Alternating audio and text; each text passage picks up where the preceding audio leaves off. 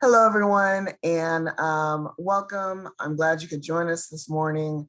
My name is Carla Clark. I'm with the Balance U team here at King County, and we recognize that the last year and a half has been extremely tough for all of us. The pandemic, so many other stressful events that happened in the last year. We really want to recognize our employees and our colleagues and our friends that have been on the front lines these last couple of years as the pandemic has gone on, as all the other very stressful events have gone on. So today we've gathered with some panelists that I'll introduce in a little bit to talk about the various forms of grief and loss that happens, not just during the pandemic, but in general as well. But in more particularly, as we have in the last year and a half, just trying to cope, just trying to get through each day, and really having to support and rely on each other. So we're going to talk with our panel of experts in just a few, who will give you some real insight on loss, on grief, different stages of grief, how we as different cultures experience and deal with grief, and offer some suggestions on how we can get through these still very uncertain times that we're living in. Before I introduce our panel, I want to take us through a quick grounding in exercise. This is just for those of you watching, maybe you've come off a shift, maybe you've come from a meeting. I want you to be really grounded in and really be able to receive the information that we're going to give you today. So I'm going to ask my colleague, Heather Steffensen from EAP, to do a quick grounding in exercise for us, and then we'll introduce the panel and we'll start our discussion. It's all yours, Heather. Thank you. Thank you, Carla. So we're going to start here today. If you are comfortable closing your eyes, feel free to do so. If not, you may want to try to look down or look somewhere else other than a screen, especially if you've been looking at screens all day. Take a moment to give your eyes a little bit of a rest. And start by taking in a nice deep breath, whatever is comfortable for you and your body. And I want you to start maybe thinking about your feet. Are they planted on the ground? Are they in shoes and socks? What does the feel of your toes if you scrunch them up and release them? Just taking a moment to really feel your feet and run up in your mind, visualizing maybe your ankles and your calves. Checking in with your body, seeing if there is any stress or pain points. Acknowledge those that you're feeling as you're taking some deep breaths. Maybe try wiggling areas that may be a little bit tight. Do a couple stretches. Go up through your hips. Sometimes our hips and lower back can really hurt. Maybe put your hands on them and give a little soft touch there to help relieve some of that tension coming up through your stomach and chest. Taking a big deep breath, seeing where you expand and decrease with that breath. Check in with your lungs. How are they going? Are they helping serve, bring that oxygen in? Up through the chest and shoulders. Shoulders can be a real place where people hold their stress and tension. So giving them, a little bit of a shoulder roll forwards and maybe backwards, coming in. Make little, if your arms are bent like mine, make little chicken-like motions with your arms.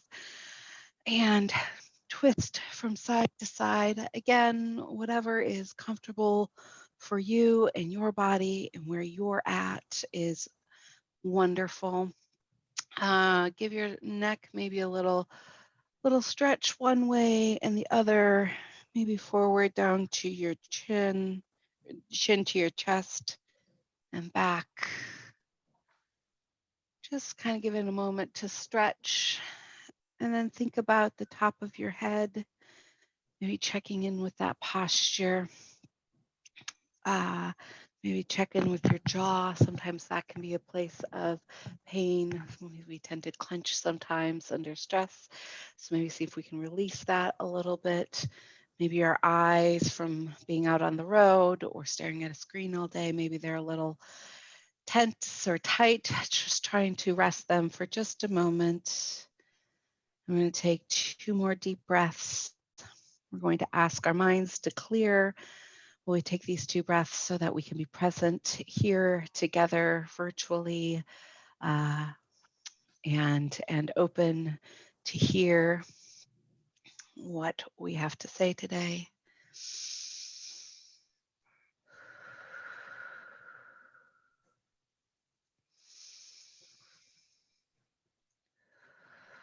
And then coming back into our space. And just before I turn it over to Carla, I just want to say that during our conversation, some of the things you may experience and have experienced may bubble up for you. You may be activated. You may remember an experience and know that that's a very normal thing to occur, but you might need to give yourself some space and grace. And if it becomes overwhelming or too uncomfortable, please hit that pause button and come back. Try to do maybe a ground in, go for a walk, take care of you as we move into this discussion. Thank you. Thank you so much, Heather. That was great. Okay. I want to introduce our panelists first before we start our discussion. And so I'm just going to go to each of the panelists. For those who aren't familiar with you, if you could just tell us who you are, where you're located, and what you do for King County. Janine, I'm going to start with you. Thanks, Carla. My name is Janine Anzalota. I'm the Organizational Health and Development Manager at Metro Transit. And one of the many things that I do is try to shift and create a healthy culture here at Metro. Thanks, Janine. Heather? Hi, I'm Heather Stephenson. I am the Employee Assistance Program Manager here for King County. So we work with all departments and divisions of King County, providing counseling and coaching and resources for all employees around work-related issues or concerns. Thank you, Heather. Deshawn.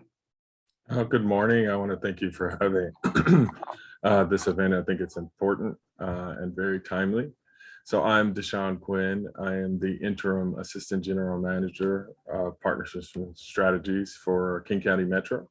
What I do is I actually lead a wonderful team that focuses on equity, inclusion, and belonging.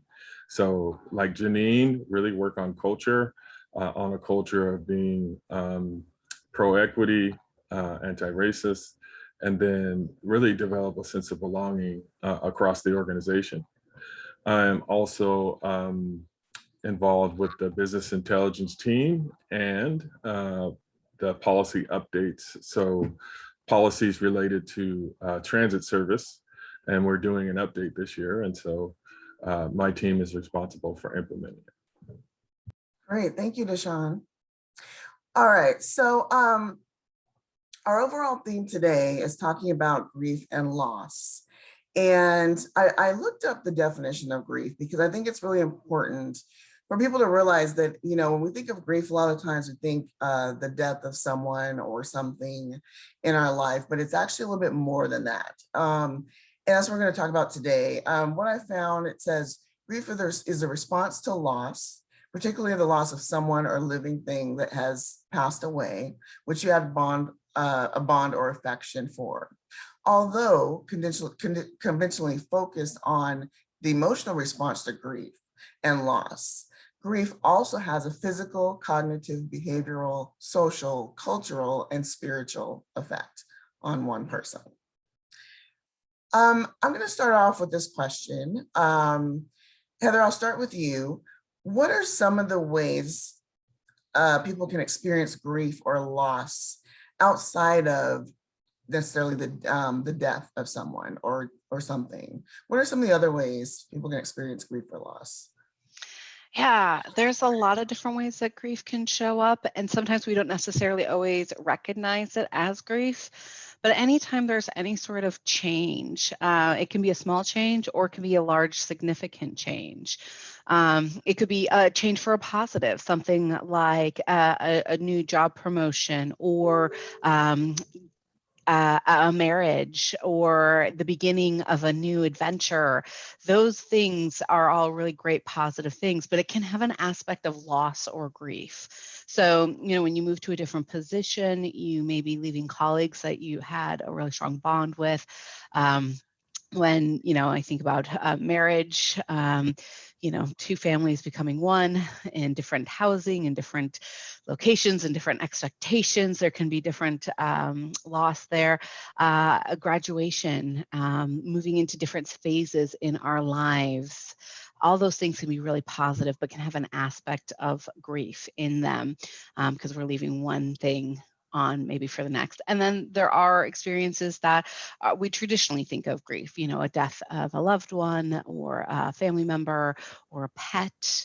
But also I see it in the workplace when we finish a project. A lot of times we talk about our work as our work babies, right? We put all this effort into creating something, and whether that something goes on and continues to be developed, or sometimes work projects funding gets cut, or a corporation or agency decides to go in a different way. And we have this moment of, I put all that time and energy into this project and now it's not here anymore. It can really impact us in that grief moment. Thank you, Heather. Deshawn, I want to ask you the same question, more specifically to you and your colleagues at Metro. What are some of the ways that you've experienced grief and loss in this last year and a half? Yeah, it's an amazing question. I'll try not to go too long, but I think the first thing is just really kind of the change of the work environment, right? When the pandemic hit, there was so much uncertainty, so much anxiety built up regarding just what was going to happen. I think we had budget challenges at the time. I would say that as someone who was working in capital on a specific program, we would have virtual meetings, and honestly, I'd be fearful that in that virtual meeting, we would learn that we were going to get laid off, right? So there's that piece here. On the personal side, I would start with just as a parent, when the pandemic hit and all the stories were written, we were watching it every day. And it was probably one of those times when, as parents, we have that conversation together and say, we cannot protect our children. It was just very powerful and scary. And there was this sense of loss of control as we were managing them, where their school was being closed, and then we had to kind of change to a virtual. And so there was that uncertainty. Now, personally, for me, right before the pandemic hit, I actually lost my stepfather. I lost my stepfather to COVID. And it was really fast, and it was before it was declared that this had come to the area, but we knew just based on the symptoms and what he had went through that this was not a normal situation. And unfortunately, he passed. And so I'm gonna kind of turn it into a motivation. That same week that we said goodbye, so a couple of things, the anxiety of right the day before the governor had called for shelter in place, but we needed to bury him.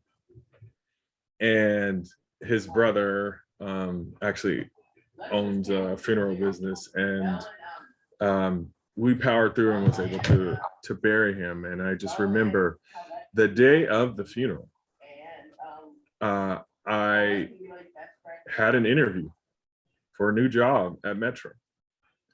It was the strategic planning manager role.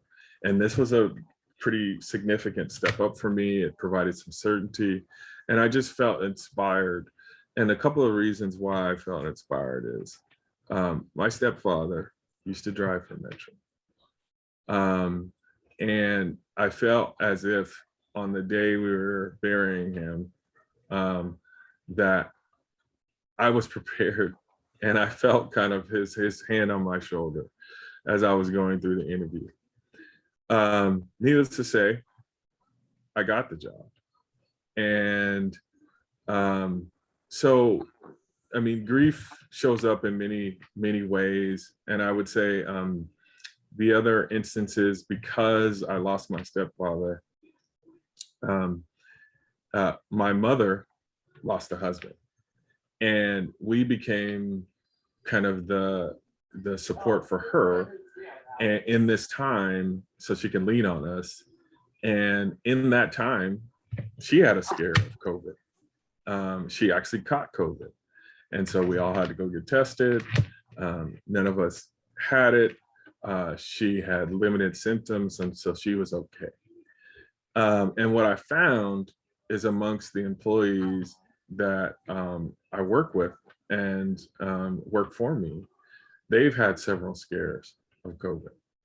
And so what I was able to do is use that experience to, one, encourage really focusing on your own health, making sure that you're okay, taking care of your family, right? If we don't have family, or if we can't prioritize them, then in our own personal lives, we can't show up to work and be our best. And so, directed them to services, and they were able to utilize those. I mean, this happened at least 5 times with the team that I'm on.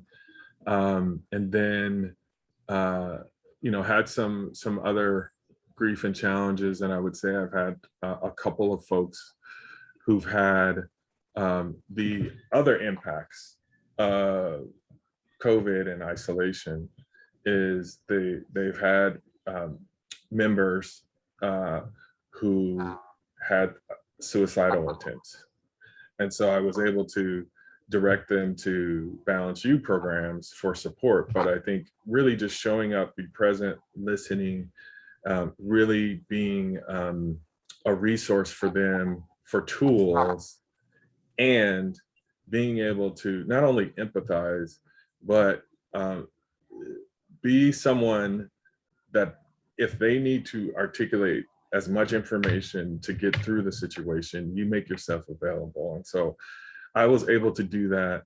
I was able to, share with them some of my experiences, and then just really highlight the fact that there are some resources. And if we have these resources, if you feel comfortable, utilize them, because they could just sit there, and that's what they're there for.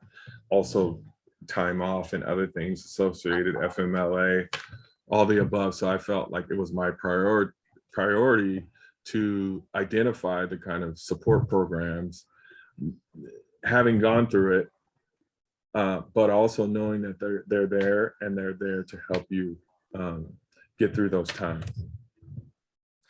Thank you, Deshaun, for sharing that and sharing your personal story. I'm very sorry about your loss. And thank you for sharing that with us. I think it's important, and that's why we're doing this webinar today, because there are a lot of our colleagues throughout the county that have probably lost family members, friends, colleagues to COVID. And again, as I mentioned in the beginning, we're still in some uncertain, times. So thank you for sharing that. Janine, you're also with Metro, and like Deshaun, I'm sure you have, talked with employees who experience, loss and grief throughout this time. Can you talk a little bit about some of the things that, you've recognized that employees have dealt with, and even more specifically, Metro has a very large BIPOC community as well. And BIPOC communities, we tend to process grief a little bit differently. So if you could just maybe talk about some of what you've seen and, how you've been able to help employees kind of process what's been going on. Sure. Yeah. So, I can speak to also my own experience as an Afro-Indigenous person, Latinx, Puerto Rican woman, and I think that my experience has also resonated with other folks, that I have felt like I'll call a roller coaster of rage during the last year plus of just uncertainty and this exhaustion, this constant exhaustion, emotional exhaustion, physical exhaustion. I think watching, and for many of us being in the experience of being in protest, physically or virtually, over what I think we thought was going to be a racial reckoning.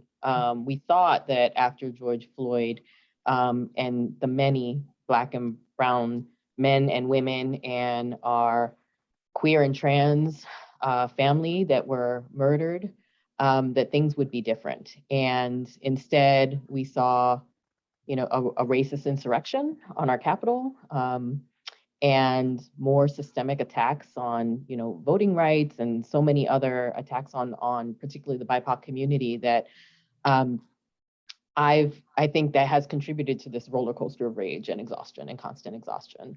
And I think for folks that have been particularly impacted by COVID, so our Black, our Indigenous, our Latinx, our Pacific Islander community, not just the processing of people that we've lost, but also that the majority of those folks are, low income, have a lot of their own jobs, their own experiences, are essential workers. And early on in this pandemic, just dealing with all of that uncertainty, people didn't have enough PPE, people were washing groceries, like all kinds of things that we look back on and how long ago was that? That wasn't that long ago. And there was so much uncertainty. And so many experiences for people, not being able to be in person with each other, to see each other. I've got family members that are vulnerable, medically vulnerable, that are on organ transplant lists that I have not seen since early 2019, and that is, the experience of many, and also the uncertainty that continues with people that continue to be on the front line, essential workers. Conversations with my own family that are essential workers around how we take care of each other, take care of ourselves, but continue to power through this exhaustion that continues to be the experience right now. Absolutely. Absolutely. Thank you, Janine. And thank you for sharing your personal experience as well. Heather, I want to ask you, Janine mentioned, and so did Deshawn, grief outside of, the loss of actually someone, as well as grief, the loss of someone, people that have passed on. What are some of the different stages, of grief? I think that's important to recognize, especially, with family members and colleagues, so that they may not necessarily ask for help, or support, but we were able to kind of recognize some of those stages that you go through. What are some of the stages you go through? Yeah, so when we talk about the stages of grief, there's generally about 7 that are recognized. It started off with a model that had about 5. They've added 2 more.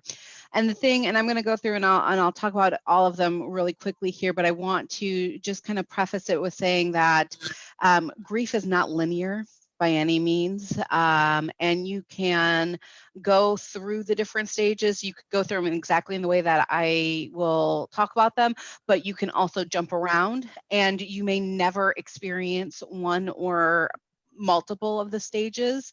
That doesn't mean you're doing grief wrong by any means. It just means that everyone's individual and we have our own ways of processing and experiencing.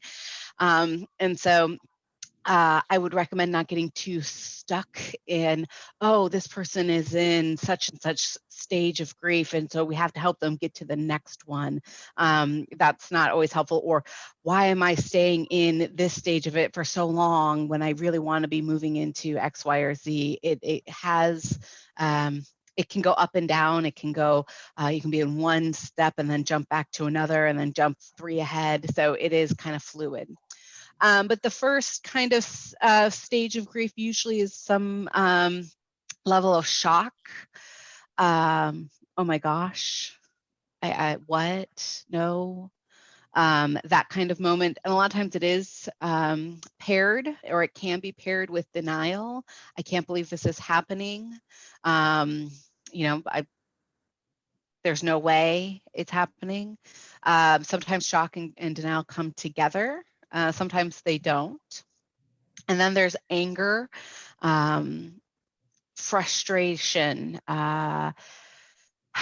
all those things that kind of get pent up, all the things that we wish we could have done or were planning to do, the conversations that we'll never get to have, that can come up and bubble up as anger. Sometimes then we go into what's called bargaining. So sometimes, especially if you have a religious or spiritual practice, you might hear people begging, bargaining with a deity. If I go to temple every day, just bring mom back. That might be a way it looks like. It may be other ways that we bargain.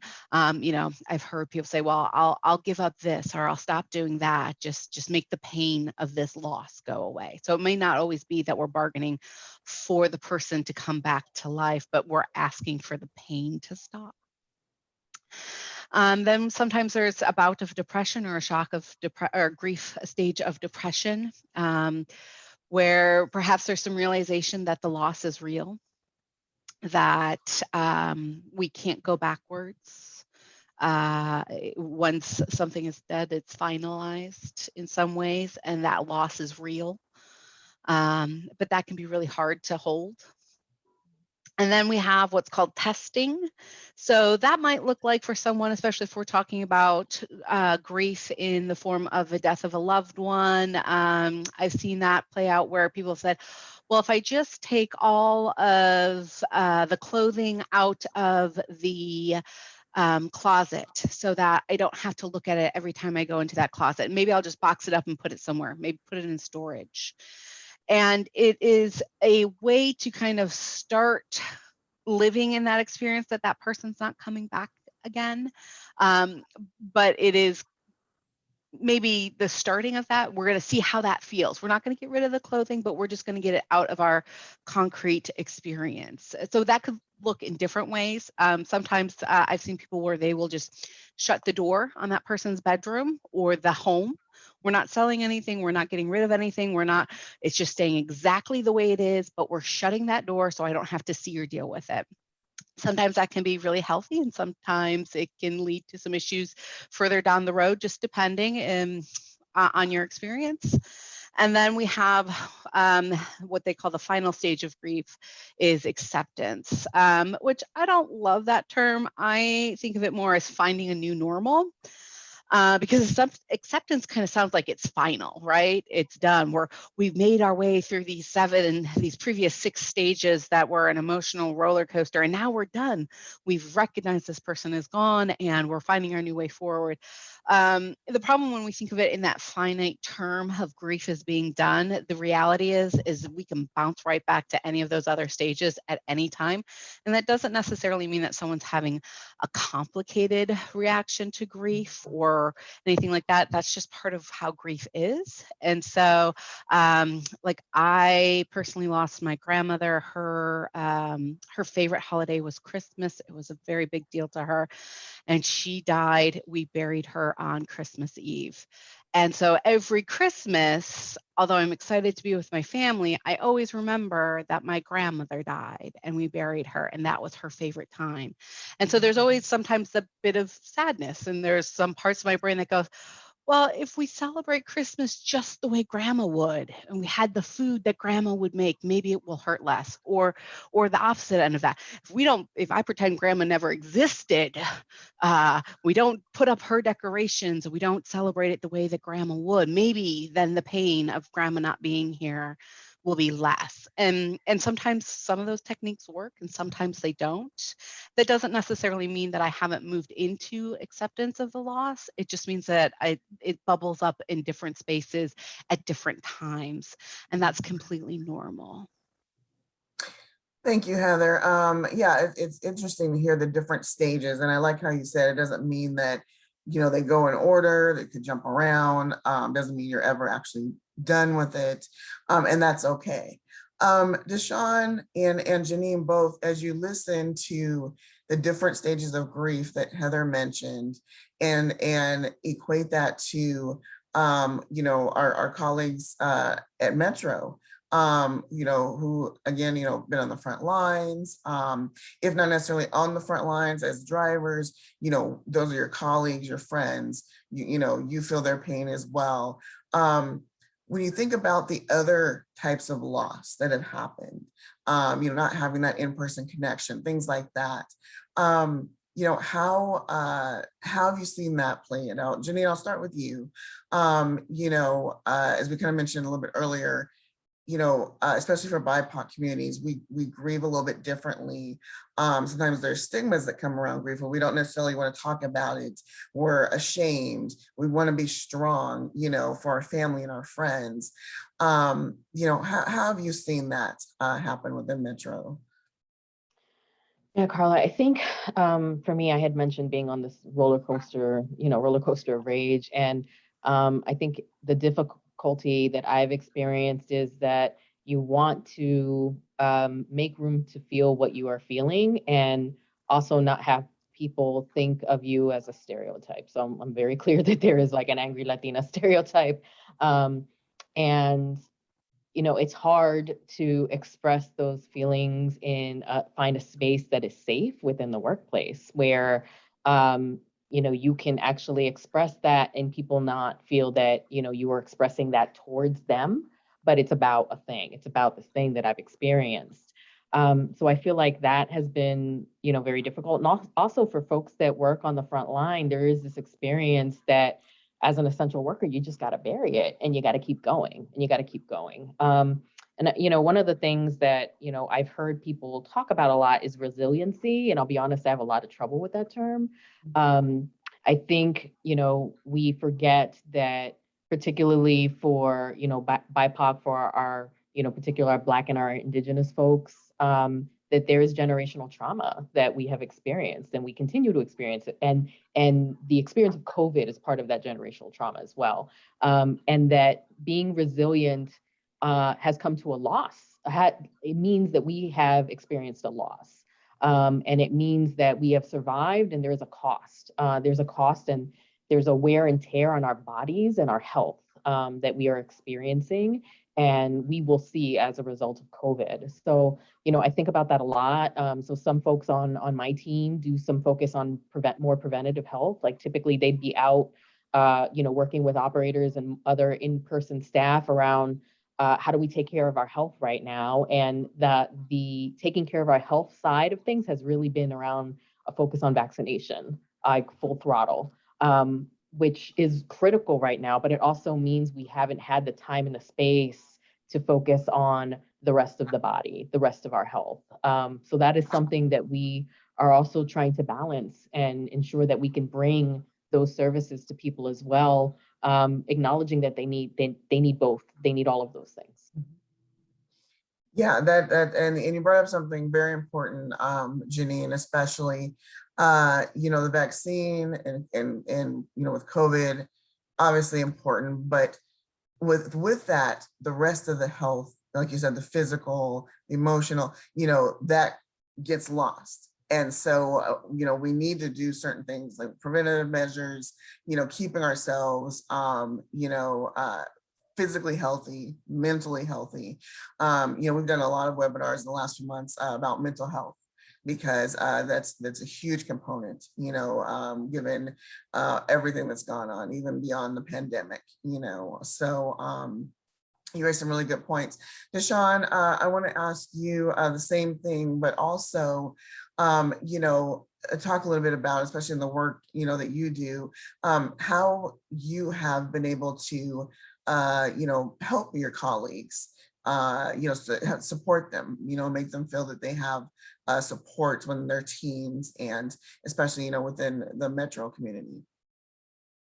Yeah, thank you. And, you know, I want to talk, if I can, speak a little bit to the racial reckoning situation, because it was very significant. Another example where it felt like at a certain point, as a parent, could protect our two boys. And the unfortunate thing is that those were things that I dealt with in my lived experience. And to see it have an impact on this organization, and in particular, I think it really showed up in having courageous conversations. You know, I think we all got an opportunity to see what the impacts of othering is, right? And so I could just briefly kind of talk about it, is that, you know, sometimes othering is a coping mechanism for change, right? And it also has this insidious component where we dehumanize one another. And when we dehumanize one another, then that reduces a sense of belonging, also ownership and responsibility for really taking head on some of these challenges that we've had historically, and in the forms of systemic racism. And so we ran headlong into that issue. And how did it show up in employees? So in these courageous conversations, sometimes there was all those stages that Heather talked about.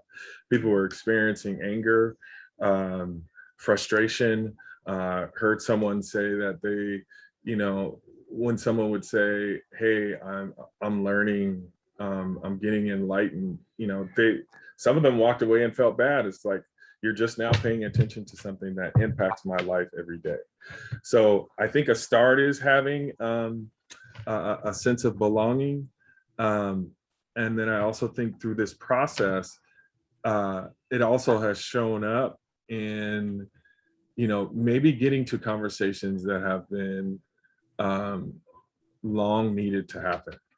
But let's talk about anger and some of the other things. And I won't necessarily attribute this to one situation, but we see frustration sometimes of incidences with drivers and customers. We see incidences of coworkers, just because of the anxiety and tension that's built up and this so much uncertainty. And so when I hear Heather talk about the stages, that's what I also think about. And so we've gone through it as an organization. The other thing I really wanted to speak to is this sense of forgiveness, right? This is where belonging really comes in. And there's this great book called Radical Belonging.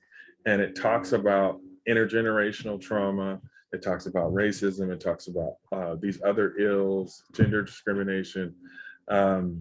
But it also says you got to forgive yourself for your coping behaviors, right?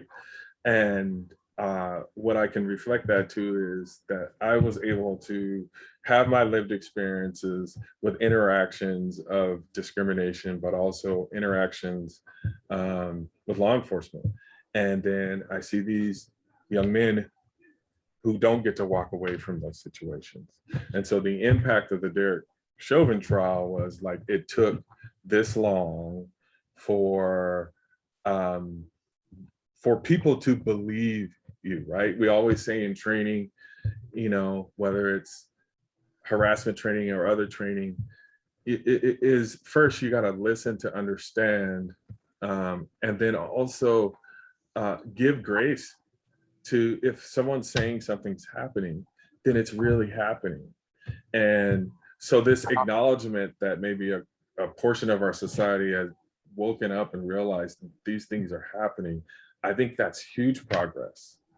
But at the same time, it's also, as an African American, just that sense of well, wait a minute, you didn't consider that actually I was, kind of going about something legally, or that, no, I wasn't the angry Black man, that I have emotions as well. So I just think that there's this real sense, this real space for belonging. And if we can continue to build that and build that as a community and as a community of practice, I think we're better off. And we're going to have some challenges along the way, but I think that making that commitment to push through it, that this isn't personal, this is about creating a culture of acceptance and belonging, and that everyone has a role to play, then, really we can move on, to me, and actually contribute to really emphasizing the human value, or what Brene Brown talks about, just the value of people, because we depend on one another to go out and do the work. And especially on the front lines, we've had to do it in a time when no one else would step out there and do it. And so I want to give the drivers, the mechanics, all those involved, really their recognition that when some of us were sheltering in, they were out there, there were no breaks, and they were able to power through it. So I just wanted to emphasize that as well. I think that's wonderful, Deshaun, and thank you for that. And yes, absolutely, recognizing that, and that's one of the reasons we're doing this webinar, is that, those folks in particular, there was no sheltering in place for them. The buses had to keep running, transportation be maintained, and to really acknowledge that we know it wasn't easy. It wasn't easy, and we're appreciative. We're appreciative. I think that's hugely important. Janine, as you hear Deshaun talk about, you're kind of expanding on the conversation around race, and circling back to grief and loss, as a culture within King County, what are some of the ways that our counterparts can be supportive, when it comes to recognizing, again, that grief and loss we might process things a little bit differently, culturally.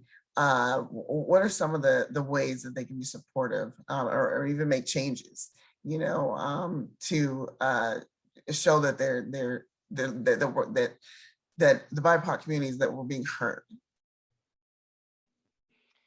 Yeah, it's an important question, Carla. I think that particularly if you're not part of the BIPOC community, I think it's important to listen. I think it's important to make space just to build relationship for people, and to not, you have to build little pieces of time where it's not always about the business, right? Where in our staff meeting, we can have icebreakers and little things where people can just get to know each other, and encourage people to participate in those coffee times that Balanced View has been doing, and to just have moments where they can have space and be good human beings to each other, and just be kind, and just know folks. I think that's critically important, and I think historically we've underestimated that, and now that is so important. And I think modeling really good behavior too, right? So for me, I know that one of the things that I am working on is that when I'm off, I got to be off and not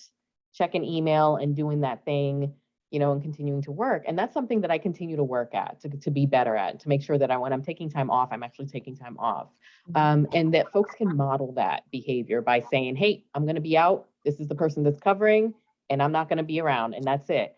And encouraging folks to take time off. I think one of the things about working here that is really great, and is that we have really good benefits. Like, folks get time off, like take time off, use it, take care of each other, take care of yourselves, and model that. I think we underestimate that. We look to our supervisors and our managers to model that behavior as normal, and then folks feel relief. Like, okay, yeah, I can actually take some time off because I see you doing it. And that is critical. As well as modeling the other pieces around, like, let's just get to know each other. Let's have conversations, encourage people to participate in things that maybe are not for you, or not something that you want to participate in. Like, you know, our county affinity groups. Metro has its own. That's a great space for people to build connection, particularly for folks that are working out in the front lines and never see anybody else but the team that they work with, right? To build connections with other people. I think that those are critical opportunities for us to start to lean into. And for folks in, you know, positions like supervisors and managers to encourage and to model. Absolutely. Thank you, Janine. And you hit the nail on the head, that connection piece that we've been missing. You know, we're missing that in-person connection piece. And so in as many ways as we can, trying to find that, you know, until we get to a time where we can all, you know, be back together and you know, be in person. Heather, Janine touched on the manager supervisor, you know, kind of that leading by example, the taking the time off, the self-care, you know, getting that connection, you know, having that connection, a moment in meetings, you know, things of that nature. What are some of the other ways that managers and supervisors can create, you know, a space for employees, you know, again, as we're still in uncertain times, as many of us have experienced grief and loss and still dealing with those feelings. And sometimes, you know, it can affect our work. It can affect, you know, how we show up. You know, what are some of the ways that manager supervisors can, you know, recognize that and just create a comfortable space for employees that are dealing with loss? Yeah, I think part of it, I mean, Janine was right there. We need to, and Deshaun also mentioned it, that belonging piece, that seeing each other as human beings. It is so important to know that we all have lots of things that we carry with us. Some days our bags are heavier than others. And so for leaders, and for me, I think that any employee at any level of the county can be a leader. You don't have to have manager or supervisor on your title, have that positional power to be a leader. But leaders in our organization are going to be curious more than accusational. So if there's something that happens or you haven't checked in with someone in a while, checking in. Hey, how you doing? Is there anything that you need from me? How can I help support you? Do you know we have these benefits? Do you know that you can take grief and loss or grief bereavement leave? We have that available for the loss of a family member. Or, you know, here's the policy. Let me help you navigate if you need that help. If you don't need that help, great. But offering, checking in, and then giving space to have real conversations, real experiences, and sharing bits of our own personal experience. If you come in with that everything's positive all the time attitude, well, that can be helpful in some instances, but it's not always real. It's really hard to look at our world today and look at some of the experiences of the last year and a half or more and come in and go, wow, what a beautiful day to be alive in our country. And I'm so excited about everything and it's wonderful, because that's not always real. And so if you as a leader can't be real in those moments of, wow, oh my gosh, or this really hurts, then you don't make it a space for everyone to actually have those real emotions and be able to trust you to disclose. If someone discloses something that's painful and you go, well, look on the bright side, you're still blah, blah, blah, blah, blah, whatever that bright side is, that person is not going to be able to feel trust with you because you can't hear them where they're at now. And maybe in a few days or months or years, they can find that bright side moment, and that's fantastic. But where they're at in that moment is probably a lot of pain potentially, and anger, hurt, and they just want to be heard and seen and saying, wow, I can't imagine what that feels like. And I'm not sure how to help support you, but I'm willing to sit with you. You don't have to have all the answers as a leader. And in fact, sometimes the best interactions are when you don't have all the answers and you sit in that moment of, I don't know how to support you in this, but if you're willing, I'll walk with you. And then reaching out to whether it's with your HR partners to find out what's a possibility. You can always contact EAP for ideas or options. Our Balanced You programs, our wellness programs, our equity programs. We have so many different resources in the county that could be there for support. And so reaching out, I think, is important as a supervisor. You're never going to know everything. As a human being, you're never going to know everything, and that's okay. So being real is important. Absolutely. I want to share real quickly something that we do in our Balance You staff meetings. Every staff meeting, at the beginning, we check in, from 1 to 5. How's everyone doing? And it's a real time for us to just connect, check in, and for people to be real. Hey, I'm at a 2 today. Not feeling very engaged. I'm gonna do more listening than contributing in this meeting, or and then at the end we'll do what are you doing for your self-care today? It could be reading a book. It could be taking a walk. It could be watching TV, gathering, with family members, cooking a meal, whatever. And we found that has really, helped with just kind of a grounding in, if you will, at the beginning of the meeting. So you're not just running and jumping in and, okay, we got to meet. And, it's Zoom call after Zoom call after Zoom call, or, for those that are in the office and meeting in person, check in with each other. Do that at the very beginning of the meeting. I can't express how important it is, and that whole connection piece that Janine spoke to, that Deshawn spoke to, that Heather spoke to. Check in with your colleagues. We're all we don't know where we're all at, and we're all going through different versions of loss at different times. And so just knowing that your teammates, your managers, supervisors, that they care and that they're there is important. As we kind of wrap up, Carla, can I interrupt you for a moment and just Heather, add one more thought to that? Yes, absolutely.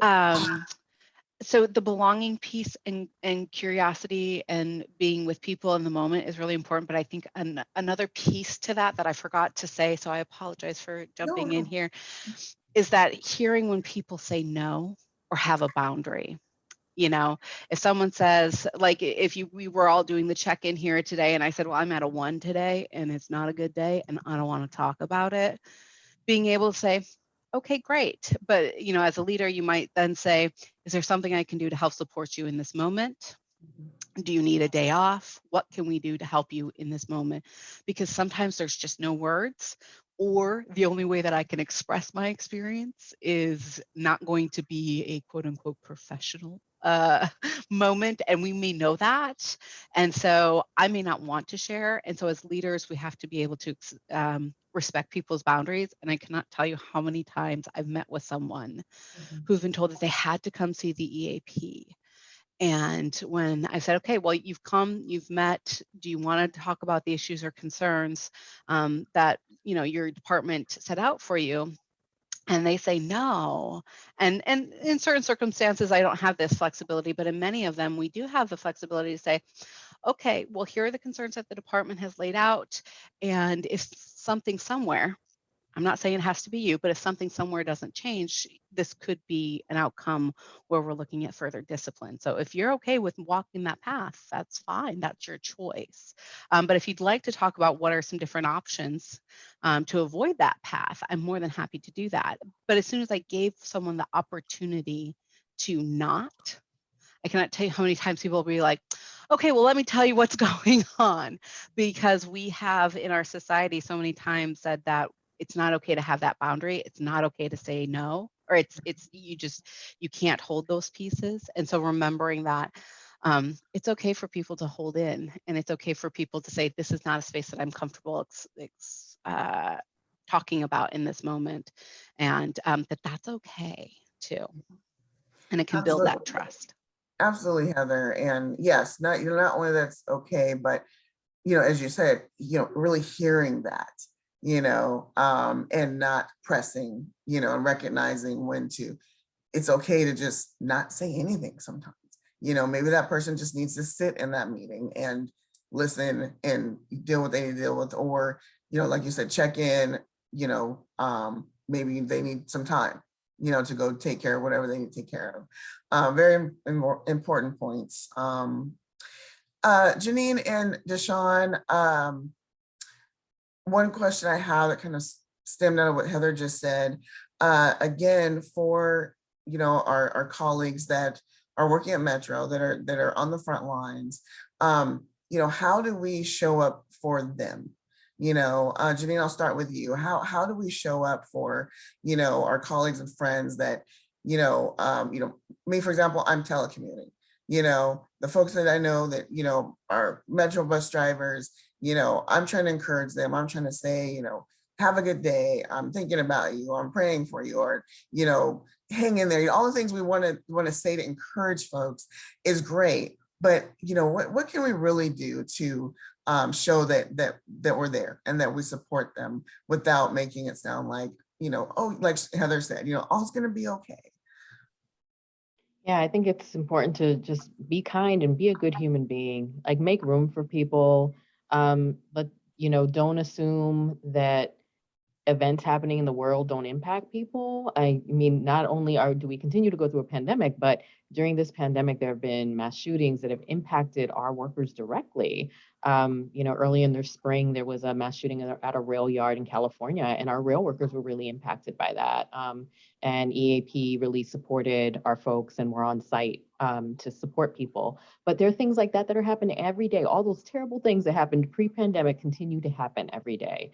We've had many of our API staff who've experienced themselves incidences of hate crimes or bias in the streets, or have had family members directly impacted. There have been so many things.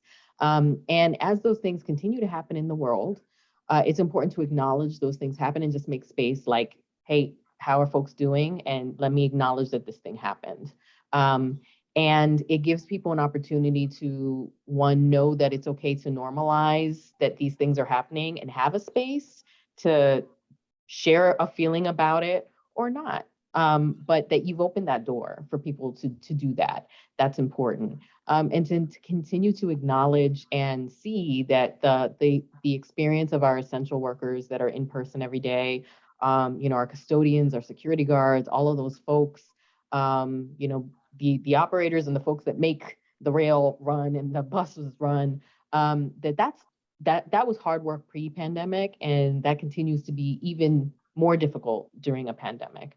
And just saying thank you to people and acknowledging that what they do every day is what makes our community run, is what makes our community literally continue to go to work every day, and how important that is.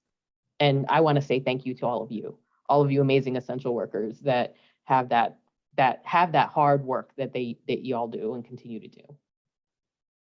Thank you so much, Janine. That was, very well said. Deshawn, any thoughts on that?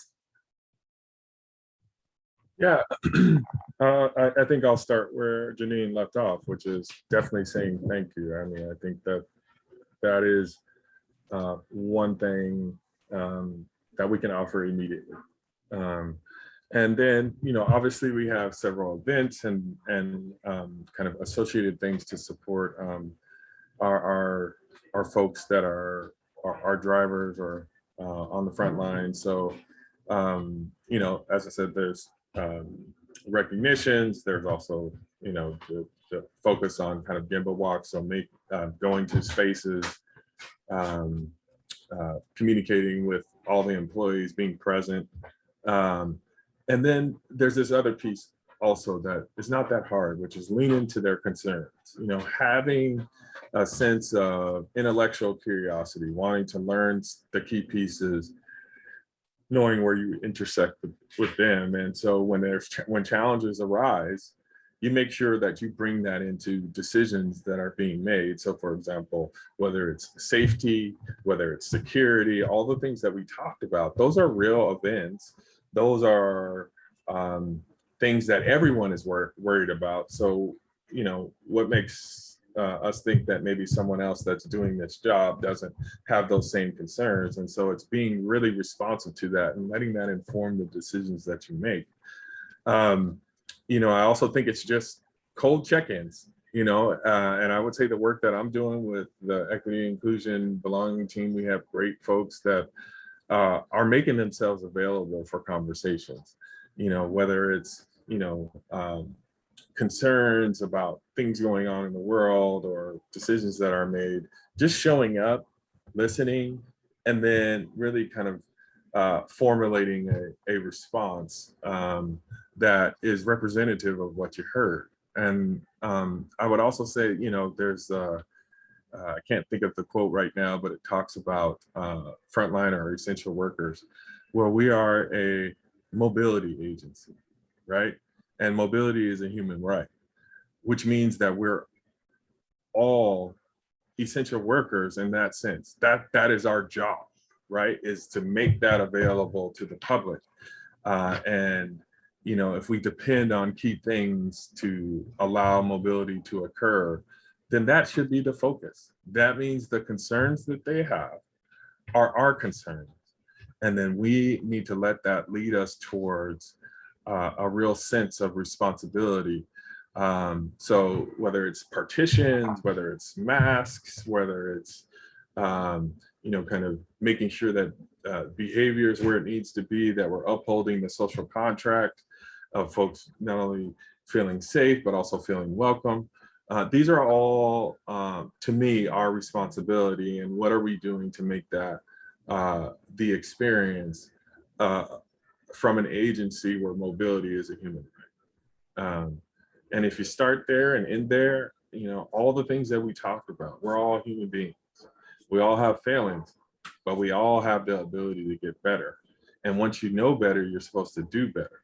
And so, whether it's creating a sense of belonging, whether it's creating space for human beings to be human beings, to be who they are and stand in the place that they are. How do you kind of elevate them so that they're heard? I just think it's important. And I just wanted to know, so Heather, can we just, in the world of acronyms, can you just please spell out what EAP is, just so people know that as a resource? Yes, I'm onboarding people right now and they are overwhelmed by the acronyms here at King County. So absolutely, thank you for calling that out. EAP is Employee Assistance Program. And then we also have, for King County, we have the MLE program, or Making Life Easier program. So both of them provide counseling and coaching to employees. We internally with EAP are working with employees only on work-related issues or concerns. And then the Making Life Easier program provides up to 8 free confidential sessions for any King County employee and anyone living in the King County employee's home. Up to 8 free sessions of counseling. Most of them right now are remote, so through phone or computer or tablet. So it's a little bit of a different world in the counseling world, but you can have your meeting when you are out and about, or if you're an operator, perhaps you have a longer layover in one area and you need to touch base real quick. The technology has grown and allowed us to have some space there too. So thank you though. Yeah, thank you, Heather. Thank you for Deshawn for calling that out.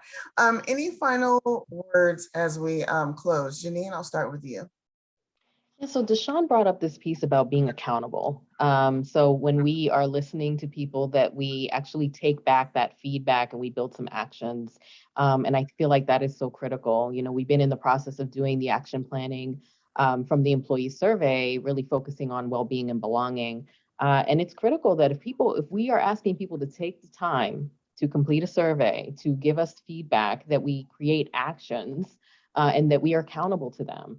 So I feel like that's something that's really important. We have to continue to be accountable. We have to each other as well. So also the way we communicate and support each other, that we have to figure out ways to communicate in ways that are healthy, in ways that create space for us to feel that, I belong in this space.